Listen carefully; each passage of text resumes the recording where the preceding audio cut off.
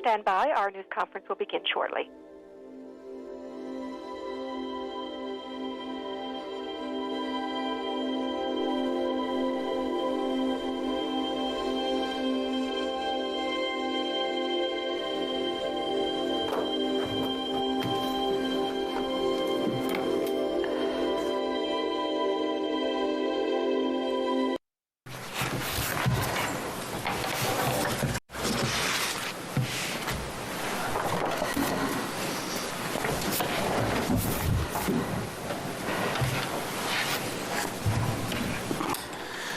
Good afternoon. Thank you for joining us for the Government of Newfoundland and Labrador's COVID-19 update for today, Wednesday, December 15th, 2021.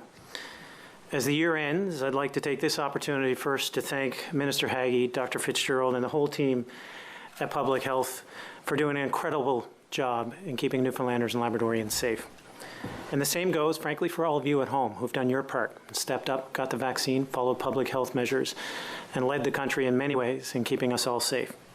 Thank you for getting vaccinated, for making sure that your children are getting vaccinated, and for quickly using the NL Vax Pass, recognizing the importance of taking public health advice seriously to protect not just you or your loved ones, but indeed the entire community in the province. By being vigilant, we can still enjoy a safe and happy holiday season, albeit still different, but safe. I know that's what I want for my family, and I know that's what you want for yours. I also know that people are very worried. We've been through a lot in the last 2 years, and we're afraid of what might come next. But please, take a deep breath, take a beat. We're going to be okay. To the people of Deer Lake, part of my district, a beautiful Humber Gross Mourne, please know that we are all focused on managing the situation of COVID-19 right now, and thank you for doing your part by isolating and getting tested as directed. And a special thank you to the Mayor and the Town Council, with whom I've worked very closely over the last few days. On that note, Omicron is certainly going to require that we make some adjustments here at home. That is what living through a pandemic is. We've seen it in the past, and we've done so in the past, pivoting when needed. And in Newfoundland and Labrador, we've always done that well. We're seeing it spread across the country and around the world, and we're seeing swift action as a response. It certainly is highly transmissible, and we, like other provinces, are reflecting on our current public health measures. In some cases, provinces are making changes to bring them in line, actually, to where we already are. And thanks to our prudent public health measures and careful reopening plan, we are in a decent spot. Last night, I joined my fellow premiers on a call with the Prime Minister to talk about the variant and our country's response to it. The federal government may tighten international border restrictions, and it is supporting provinces with booster doses, rapid tests, and additional funding to tackle Omicron. We're all in this together, and our friends in Ottawa are there to support us. Now, while some of the evidence suggests the variant does not make people as sick as other variants, and that 2 doses of the vaccine does still provide some protection, it has been shown to be more resistant to vaccines in general. So a booster shot will help even more. My friends, this is the single biggest thing we can do, and we are in a better position than most provinces with respect to vaccines, so let's continue to lead the way. I have to stress, once again, vaccines are certainly effective, much more effective than no vaccine whatsoever. First off, we are able to offer boosters to everyone over 18 and older 24 weeks after their second dose. Different from last year when the vaccine started, these are widely available in pharmacies now. And sometimes you don't even need an appointment. So I please encourage you to use the pharmacists and pharmacies to inquire about how you can get your dose. Your vaccine record, whether it's on your phone or in paper, shows when you got your doses. So you should be able to do the calculation around the 24 weeks. Along with the booster shots, we will be providing rapid tests to people arriving in Newfoundland and Labrador over the coming days. As we have always said, COVID-19 is as fluid, dynamic, a situation as we're ever going to face. What didn't make sense a month ago may very well make sense today as the evidence changes, as the virus changes. So we are working through the logistics and feasibility of using rapid testing here in the province, and we'll share more information on that as soon as we can. But that's my main message to you today. Please, take a breath. Don't panic We have many tools in our toolbox to tackle this variant, just like we have others. And we have one of the highest vaccination rates in the world. Get vaccinated, wear a mask, follow public health guidelines, and trust the best evidence available from the experts. Not every online source is an expert, so please follow the advice of experts. With that, now I'll turn the mic over to our expert, Dr. Fitzgerald. Dr. Fitzgerald. Thank you, Premier. Good afternoon, everyone, and thanks for joining us. Since the last media advisory, we have 13 new confirmed cases in the province. 1 is in Central Health and under investigation. 3 are in Eastern Health. 2 are related to travel, and 1 is contact of a case. 9 are in Western Health, and all are contacts of a case or of cases. There are also 8 new presumptive cases in Western Health. There have been 2 new recoveries in Western Health, leaving us with 34 active cases in the province. The total number of COVID-19 cases for our province so far is 2,106. No one is hospitalized from COVID-19. 773 tests were completed since yesterday for a total of 354,535 to date. We have just received confirmation of our first case of Omicron in the province. The person traveled from elsewhere in Canada and is in Eastern Health. They have been isolating since their return to the province, and public health does not anticipate any onward spread. We continue to monitor the evidence emerging on this variant. It is a much faster moving virus than Delta. It spreads more easily from person to person. And while Delta is still the predominant strain in Canada, it is likely only a matter of time before Omicron replaces it. This is the pattern we are seeing in other countries, such as in the UK. Omicron disease severity and vaccine effectiveness against Omicron are still being investigated. Most cases to date are associated with mild illness. Hospitalizations often lag behind infections by a couple of weeks, so we still need to interpret this information with caution.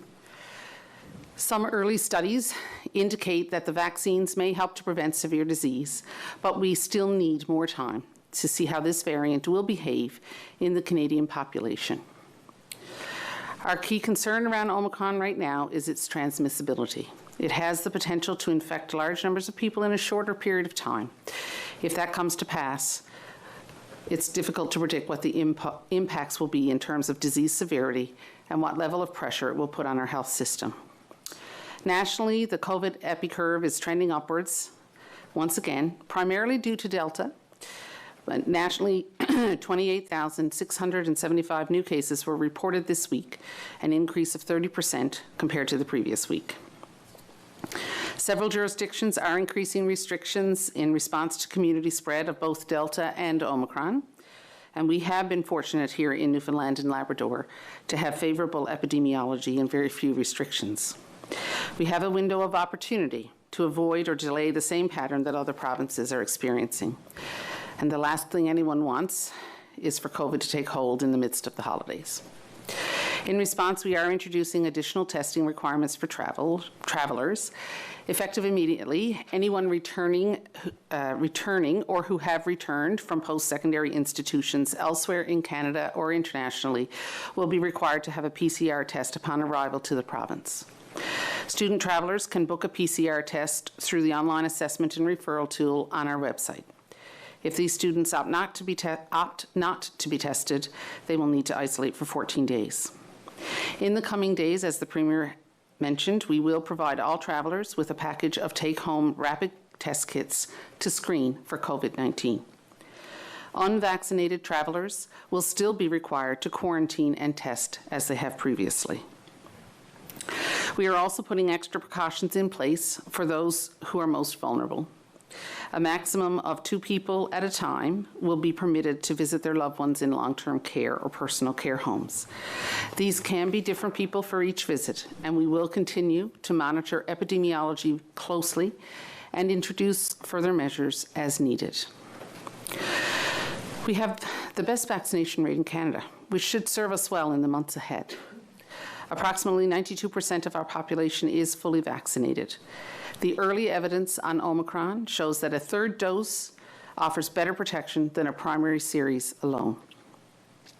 Following guidance from the National Advisory Committee on Immunization, Newfoundland and Labrador is offering COVID-19 booster doses for anyone aged 18 years of age and older when at least 24 weeks have passed since the completion of their primary series.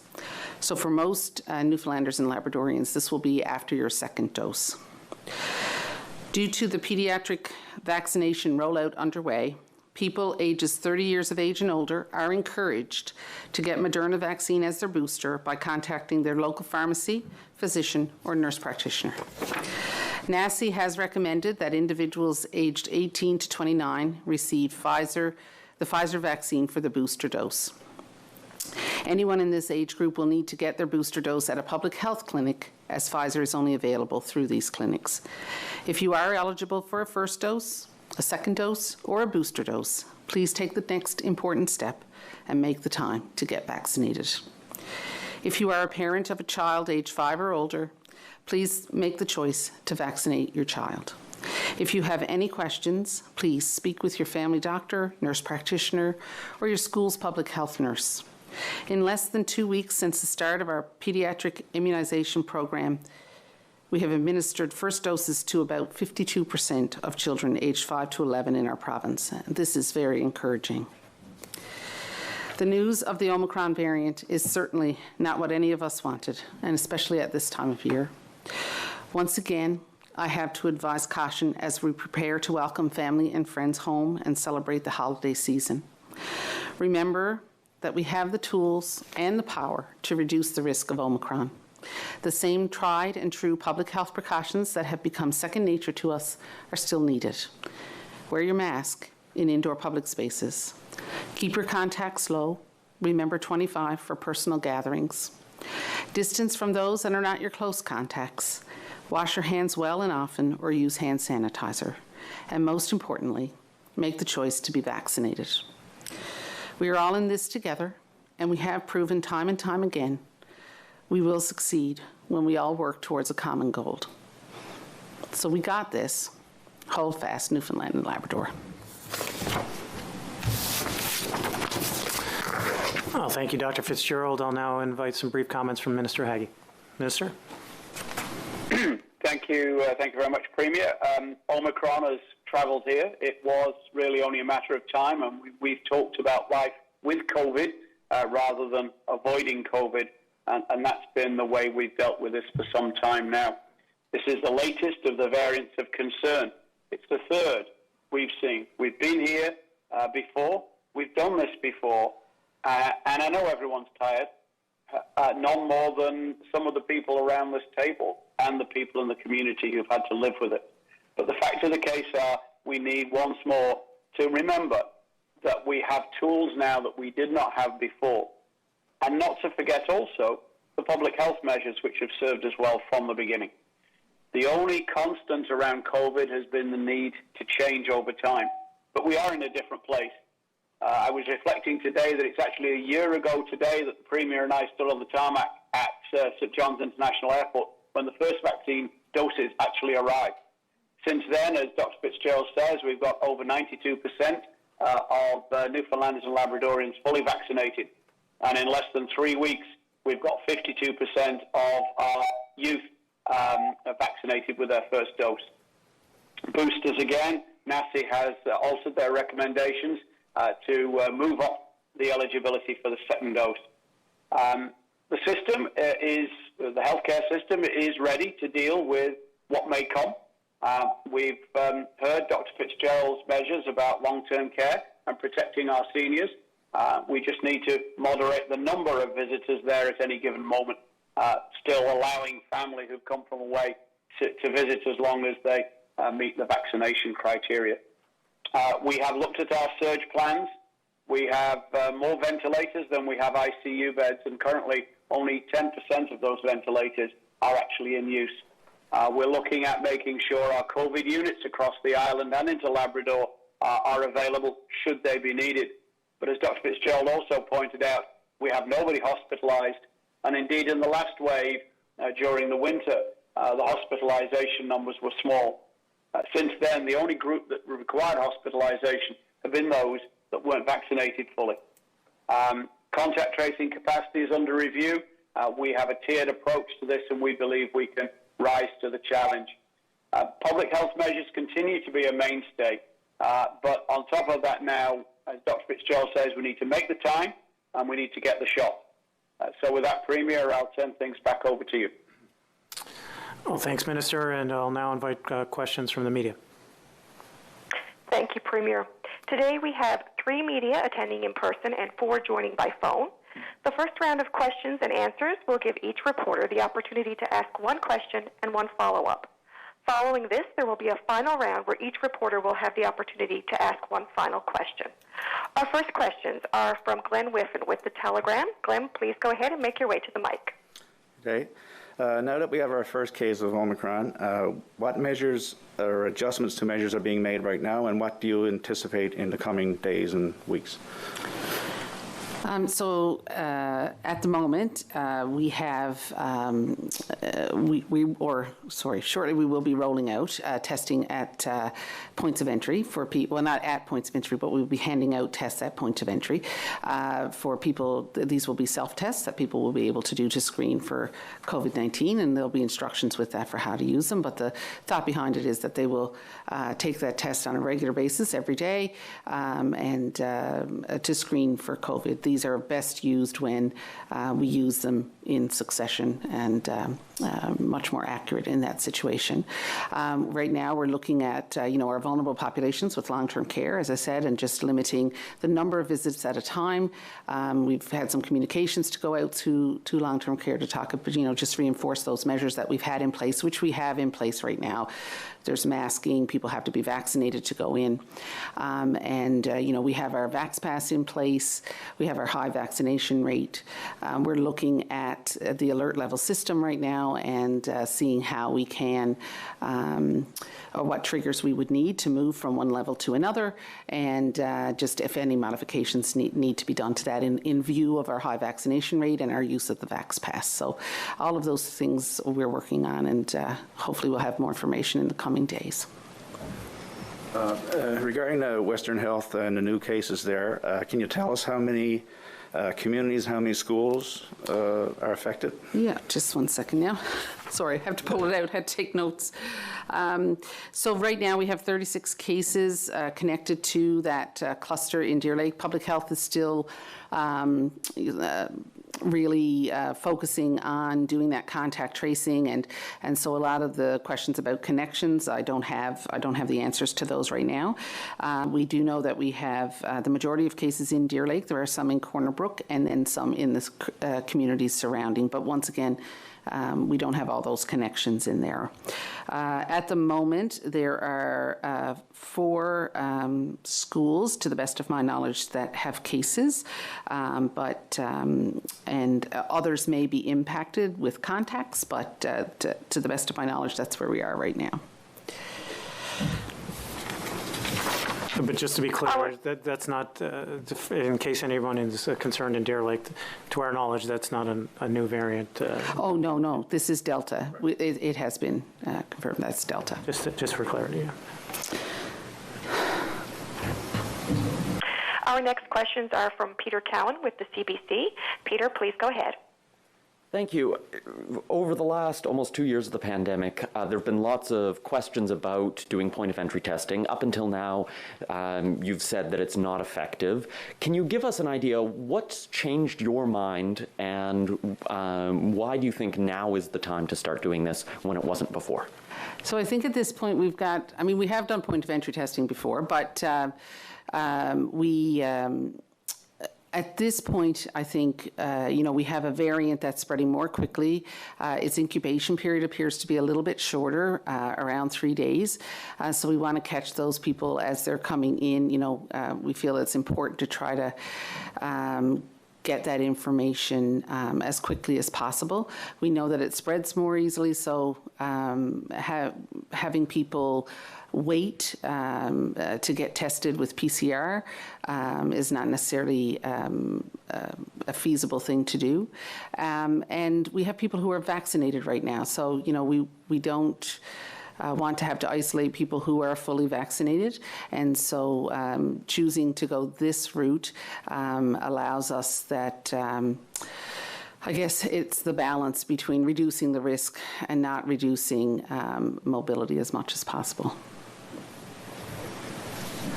We've seen experts across the country have talked about using rapid tests, especially going into the holidays when people are going to be gathering in groups again. People are going to be traveling to different parts of the province, for example. Nova Scotia has made lots of rapid tests available. You can pick them up in libraries and even the liquor store. Why aren't we making rapid tests available for people who may be a little bit worried about getting together with Nan and other close family members and want to just make sure if we get everyone tested, then we know at least right now we reduce the chance that we spread it at family gatherings over the holidays? Yeah, so that's a good question. And what we have to remember about these tests is that they're very much affected, their results and their reliability are very much affected by the prevalence of disease in the community. So if we're talking about places like Ontario right now, and even Nova Scotia and New Brunswick, where we're seeing a fair bit of spread, that's a little bit of a different story than where we are. And so, that risk of finding or having a false negative is a little bit higher, and having a false positive, in fact, is a little bit higher when you have a low prevalence. So we certainly are looking at doing self-testing, and we're considering how we can best use it, and we're developing a plan for how we will be able to use that. So, I think we'll hear more on that in the coming days, but and we are planning on using it at the border for screening. So it's something that we're looking at very closely and trying to see how we can best use it to get the answers that we need, and to be as feel as comfortable with those results as we can, so that it gives us the best information we can. It can. Our next questions are from Michael Connors with NTV. Michael, please go ahead and make your way to the mic. So the PCR test requirement for university students, I guess, why just university students, not everyone else? And do you foresee eventually these things expanding back, say, to rotational workers and other travelers to the province, and even evolving back into, say, an Atlantic bubble or something like that? Yeah, so I think Atlantic bubble is kind of off the table right now, but certainly what we've seen and what we're seeing across the province is that we have had outbreaks in several large university populations, and so we know that there have been events that have happened and people have come to a university and then have gone back, and so it's spread to other universities. So we feel that there's a fair higher risk with that group, and so we're recommending PCR because we feel the risk is a little bit higher. So we want to make sure that we're getting the best test to answer the question we need answered. And with regard to expanding PCR testing, I think at this point we're sticking with the rapid test for people to do self-tests. We have to also consider what our capacity is for PCR testing. We have to reserve our capacity for surges, so that's a very important thing. And we want to make sure that we're able to respond if we need to. So, it'll be a combination, I think, of self-testing and PCR testing is the way that we respond to this. We also are waiting to see what the federal government is going to require of international travelers, and, we may have to make some decisions around that. You've also, and we talked a bit about this on Monday, but I guess I want to revisit it because you talked about the importance of the third shot now with Omicron. We've had this kind of 90% threshold for first and second doses. Is there a 90% target you're now trying to achieve for third shots, and will that eventually become part of the definition of fully vaccinated? So obviously, yeah, I'd love to see booster shots at 90%. I mean, for us in public health, as high as you can get vaccine rates, that's where we want to be. Right now, our definition of fully vaccinated still includes 2 shots. And as I said on Monday, our definition of what's a primary series may change with this vaccination at some point down the road. And that's not unusual that we see that. It's happened with other vaccines in the past. So, but we need lots of evidence, lots of experience with the vaccine before we can make some of those decisions.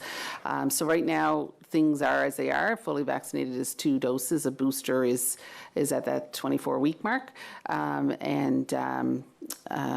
As time goes on and we get more information, I guess we'll have more information about that question particularly. Our next questions are from Richard Duggan with VOCM News. Richard, please go ahead. Thank you. In regard to the cases on the West Coast, are all those cases linked? Is this a cluster? So we, at this point, I can't say if all of the cases are linked. Certainly we know that many of the cases are linked, and there are many of these cases that are contacts of cases, and that's how we found them. There are some who have no known source of infection who do not appear to be linked to anyone else. So there certainly appears to be some community transmission in that area. Public health is working very hard to find those people and to get them tested. But whether they're all linked at this point, it's very difficult to say. There's a lot of work being done on the ground at the moment, a lot of people being interviewed, a lot of contacts being notified. And I've heard from quite a few people now who say that they're having a lot of trouble booking their booster shots. What sort of backlogs are you hearing of with this, and what's being done to mitigate it? First of all, don't forget that pharmacies are available. I think different than where we were this time last year, where people were booking just exclusively for one site. There are ready and willing and able pharmacists and pharmacies out there to mitigate the backlog at one specific site or 2 specific sites. So that's one thing. But I don't know, Dr. Fitzgerald, if you have any further. No, I don't have any specific update about difficulty booking appointments, so for those who are over 30, definitely, or 30 and over, we definitely recommend that you check with your pharmacy physician or nurse practitioner. But pharmacies do have lots of vaccines. Pharmacists have been instrumental in our flu vaccine campaigns in the past, and certainly throughout COVID, they've been a very important point of vaccination for us. So we certainly encourage everybody to get out there and get their vaccination at the pharmacy if you're 30 and above. For those who are under 30, so 18 to 29, then the recommendation is that you receive Pfizer, so you will have to book through the clinics. And, sometimes if appointments get booked up really quickly, then you may just have to keep checking back. Minister, I don't know if you have anything else to add to that. Yes, thank you, Dr. Fitzgerald. We've had no complaints in the department specific about booster shots. We are aware that it's an online booking process for the public health clinics, and it may well be simply that people have found it difficult to get one where they want it, when they want it. There are appointments to be had. I would echo comments made by my panelist colleagues that pharmacists are perfectly able to deliver Moderna, and I'm not hearing of any challenges there. I was talking to shoppers, for example, in Gander, and they have a steady flow of people, and they're not aware of any issues, or didn't bring any to my attention when I was there.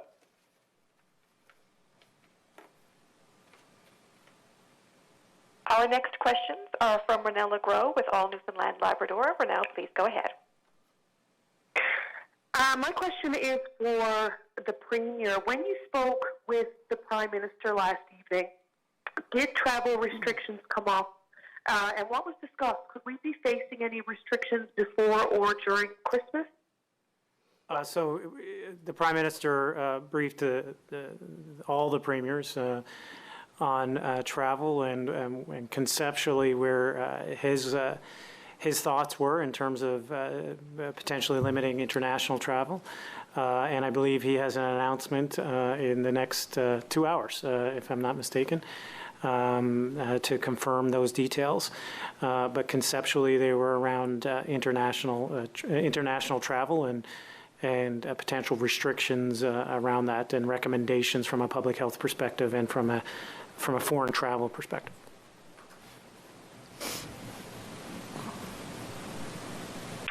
And I'm just wondering how the vaccination process is going with our children and young people and the rollout in schools. How are things there?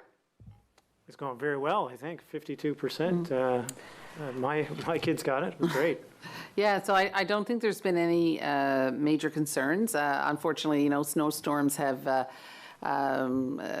put the best laid plans aside in some schools, and things have had to be rescheduled. But other than that, I think things have been going well, and we're getting good turnout at both the schools and in our mass clinics. So the fact that we're at 52% at this point, I think, says, just over 2.5 weeks, I think it is. It's incredible. That we've done a really good job. Kudos to our immunization teams who are just working like crazy to get this done. Our next questions are from Roger Bill with the Shoreline News. Roger, please go ahead. Thank you. I'd like to follow up on a question Peter Callan asked about rapid test kits. In Nova Scotia, 400,000 kits were given out in 2 days this week through their libraries. They expect to repeat that next week with another 400,000. So is the issue here that is there some obstacle to Newfoundland Labrador doing that, or is rather you still trying to make a decision about whether it's helpful?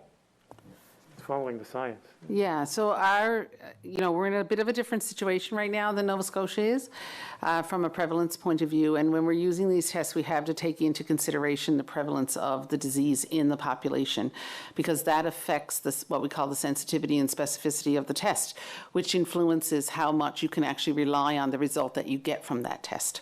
So, we want to make sure that when we're using this test, we're getting and giving people are getting the best information that they can at that time, and that we're using it to protect the population to the best extent possible.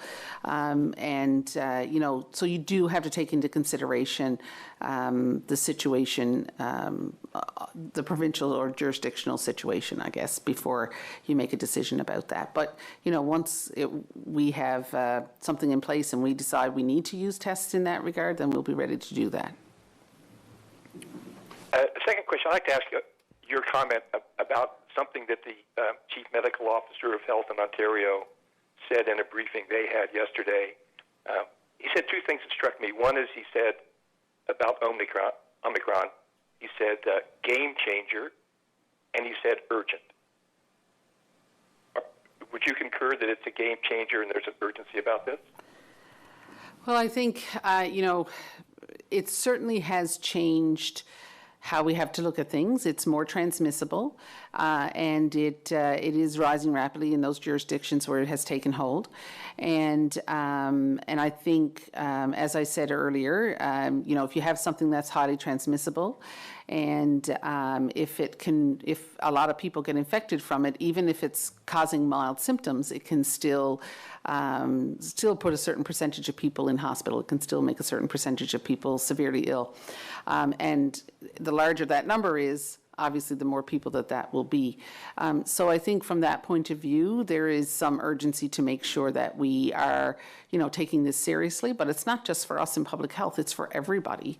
We need to realize that we are dealing with a more transmissible virus, and that we all have the tools and the ability to help reduce the spread by doing all of those things that we've been doing for so long: wearing our masks, keeping our distance, washing our hands, staying home when we're sick, and getting vaccinated. Our next questions are from Patrick Butler with Radio Canada. Patrick, please go ahead. Hello. This morning I was speaking to both Marine Atlantic and the St. John's Airport Authority, who weren't aware of these new upcoming rules about rapid tests. I'm just curious when the target is for actually bringing this in. So the target is later this week. Could be over, towards the end of the week into the weekend, and there's just a few logistic things to be worked out. And we're hearing about some long wait times on the West Coast in the Deer Lake area for testing for people who could be close contacts related to this outbreak. Has there been any capacity added in terms of testing in that area of the province? Yeah, to the best of my knowledge, they have set up a clinic in Deer Lake, and so they certainly have looked at that. They're also exploring how to use more rapid tests in that area, as we have used in other outbreaks in the past, to try to speed that queue up. So hopefully over the next day, we'll see some improvement in that. I will now go back through each reporter to see if you have one final question. Glenn Whiffen with the Telegram, do you have any final questions? Yes, I do. Premier, in the meeting with the Prime Minister last night, what kind of supports were mentioned for provinces, and was there anything specific for our province? In general, the Prime Minister was very supportive of all actions being taken by provinces, recognizing that the epidemiology is different, of course, in different jurisdictions. The vaccination rates are different in different jurisdictions, but supportive in general of making sure that there's a robust supply of vaccine, that there's certainly availability of rapid testing kits when there are to be deployed. So nothing specific to Newfoundland and Labrador, but in general, very supportive of every province and territory, frankly, in their efforts as we fight this together, because this is a variant that is going to cross all jurisdictions. There's no question about it, and we need to approach it together. And he was, I think all the premiers recognize that, and we're all supportive of his measures as well. Peter Cowan of the CBC, do you have a final question? I do. The latest science, and I know this is changing, it seems, by the day, about Omicron shows that 2 doses is much less effective at protecting against initial infection. Since that means that it's more likely now that people who are fully vaccinated will still be able to get the Omicron variant, why aren't we bringing in more border measures, for example, going back to some sort of isolation requirement for people coming into the province, even if they are fully vaccinated?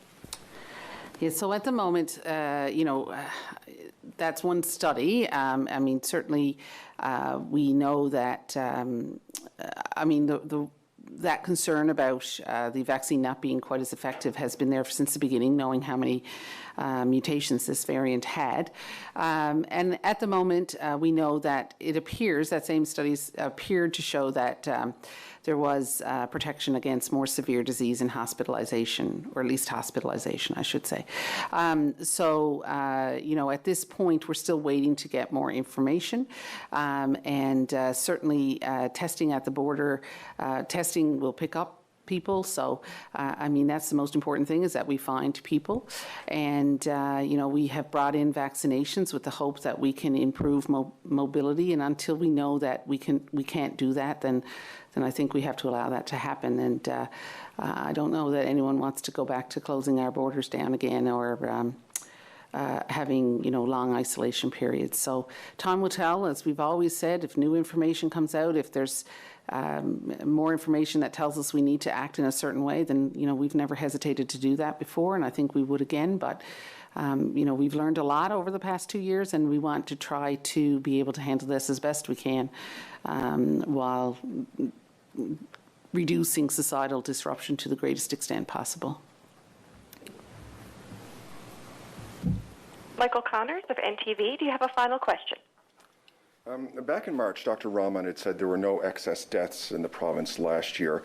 Statistics Canada has been putting out numbers on this, and about a week ago, CTV posted a graphic online for Newfoundland and Labrador, and if you added up the numbers, it seemed to show there had been 200 excess deaths in the province, mostly recently since then. Can you explain the difference there, or have you done an update on numbers of excess deaths in the province and what they would be attributed to?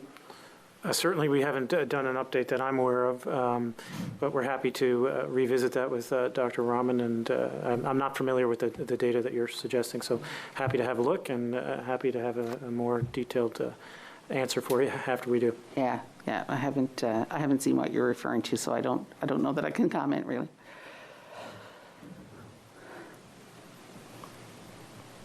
Richard Duggan with VOCM News. Do you have a final question? Yes, coming up now on Christmas week, lots of people will be wanting to head to church for various services. Does that pose any particular concern given the Omicron variant, and are you considering any possible restrictions? At the moment, our restrictions are there. You have to wear a mask. I guess it depends on the church as to whether or not the Vax Pass is used. But people, if they are using a Vax Pass, then everybody will have to be vaccinated, and if not, then physical distancing has to be maintained. So, at this point, we have not made any recommendations to change, but as I've said previously, if we see that there's changing epidemiology and that we need to do that, then we will make those recommendations, and as we've done many times in the past. Renelle LeGros of All Newfoundland Labrador, do you have a final question? I'm good. Thank you very much. Roger Bill of the Shoreline News, do you have a final question? Yes, I do. Premier Fury, during the election 9 months ago, you told a media briefing on a COVID briefing on March 3rd that you saw that the light at the end of the tunnel was brighter. You saw a reason to be optimistic. I think most people feel like the end of the tunnel feels further away today. And I just wonder what lessons you've learned about predictions in this pandemic. Yeah, I think if you've seen many of the other things that I said, that there's only one thing that's certain, and that's the uncertainty in this pandemic as well. But I would not argue, but I would suggest that we're in a much better place today than with 96% or almost 96% with one dose, 92% with two doses. I think that is significant progress in the tunnel with respect to COVID-19. When you're looking around the world and other jurisdictions, I mean, they just don't have that. And even with the breakthroughs, you look at the absolute numbers and how they would play out in their jurisdictions. We're in a different spot. Is this a bit of a hiccup? Yes, but I mean, this COVID-19 is always going to be, I think, predictably, not to make another prediction, but it's going to be with us forever, and it's going to be something that we're going to have to learn to live with. And this is an adjustment along the way, but I still maintain my optimism moving forward, given the vaccines and how effective they are, and certainly how perhaps a booster or whether that's the completion of a primary series of vaccination will serve us well. Thank you. Patrick Butler of Radio Canada, do you have a final question? Yeah, it's related to access to booster shots or to booking appointments. Right now, if you go on the government's portal, you can't book a booster shot if you're in the St. John's area, for instance. Can you explain why that's the case, whether that's going to change? And also, we've seen a little bit of movement, perhaps, on interval between doses, the second and third dose. Certain provinces talking about maybe reducing it to 5 months. Is that on your radar right now? So with regard to booking, I think appointments, as I said, if you're over 30, try the pharmacy or your physician or nurse practitioner. And if you are under 30 and you need to book a booster dose, certainly check back. I mean, the RHAs paint out clinics so far, and if all the appointments get used, then they have to put more in there. So it may just be a matter of having to go back and at a later time to get the appointment. With regard to the 5-month interval, as we've always done, we have taken NACI's recommendations with regard to vaccinations from the very beginning when they recommended that we increase the interval. We took the recommendations with regard to booster dosing, third dosings for immune compromise, and that's what we've always done. So we will be following what NACI has recommended, and as they review the evidence, they will make recommendations that they feel are necessary. They haven't steered us wrong to this point. It's our national body with, the expertise that was really needed to look at all the evidence that's out there. And they've done a great job up to this point, and I think we'll continue to listen to them. Thank you, everyone. Premier, do you have any final comments you'd like to make today? Yes, thank you everyone for joining us. I know this is certainly not the position with new news of a variant, and certainly on our shores that people wanted to hear heading into Christmas. But please take a deep breath. Don't panic. Be calm and be kind to those around you. And we will get through this as we've gotten through the previous variant. So thank you for joining, and happy holidays. Thank you, Premier. Thanks everyone for joining us, and have a good day.